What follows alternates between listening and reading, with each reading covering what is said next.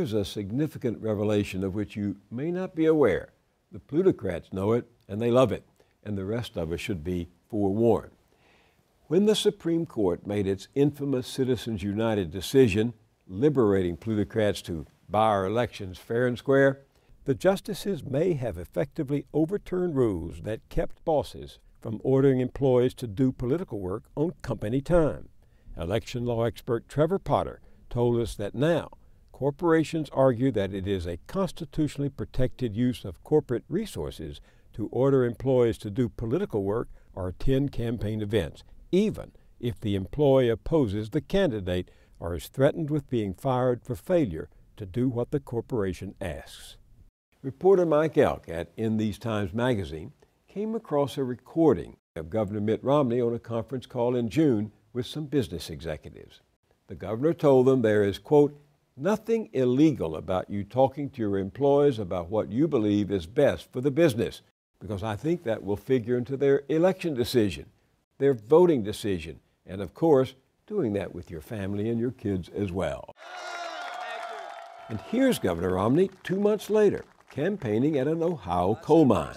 This is a time for truth. I listened to an ad on the way here. I'll tell you, you got a great boss. He runs a great operation here. And he, Bob, where are you, Bob? There he is. Look at all those miners around him, steadfastly standing in support, right? They work for a company called Murray Energy, and attendance at the rally, without pay, was mandatory. Murray Energy is notorious for violating safety regulations, sometimes resulting in injuries and deaths, and the company has paid millions in fines. The CEO, Bob Murray, is a well-known climate change denier and cutthroat businessman. He insists that his employees contribute to his favorite anti-regulatory candidates or else. In one letter uncovered by the New Republic magazine, Murray wrote, quote, we have been insulted by every salaried employee who does not support our efforts. So much for voting rights and the secret ballot at Murray Energy. Mike Elk also discovered that the Koch brothers, David and Charles, who have pledged to spend multi-millions of dollars to defeat President Obama, have sent a voter information packet to the employees of Georgia Pacific, one of their subsidiaries. It includes a list of recommended candidates, pro-Romney and anti-Obama editorials written by the Kochs, and a cover letter from the company president. If we elect the wrong people, Dave Robertson writes, many of our more than 50,000 U.S. employees and contractors may suffer the consequences, including higher gasoline prices, runaway inflation, and other ills. Other ills? Like losing your job? This is snowballing. Timeshare king David Siegel of Westgate Resorts reportedly has threatened to fire employees if Barack Obama is reelected.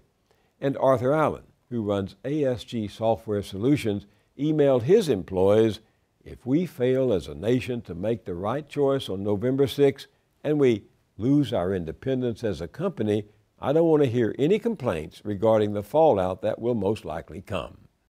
Back in the first Gilded Age in the 19th century, bosses in company towns lined up their workers and marched them to vote as a bloc.